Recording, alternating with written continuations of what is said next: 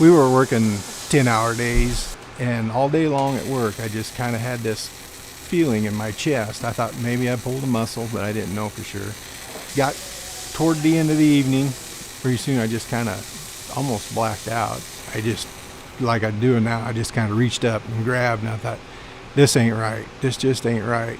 And so I woke my wife up. I said, you're going to have to take me to the emergency room.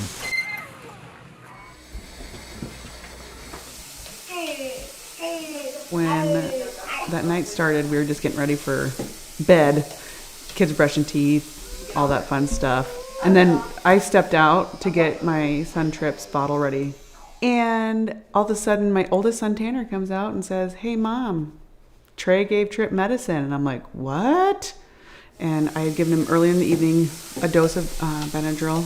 They got a hold of it and drank it. And so we called poison control. And as I was driving to the hospital, all I could think about was my kid stopping breathing.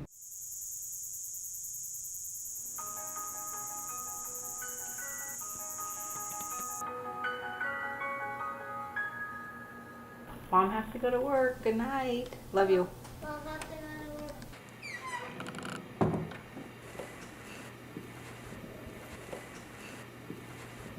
Where's your toe? Where's your toes? Where is your toe? Where's your toes? So when we got to the ER, I met with Dr. Schweitzer, and she immediately assured me that we were going to take all precautions to make sure that Trip was safe and be okay. We watched his vitals.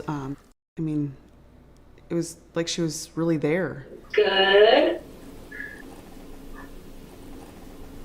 You're doing so good, Trip. Good job. After we got out of the ER and into our room, they told us we was going to talk to a doctor from Bryan. And in the back of my head, it just got to thinking, well, that's probably a good deal, because my dad had bypass surgeries, 2 of them, and they were all at Bryan. And I knew Bryan had taken care of my dad good, so I knew they would be taking care of me.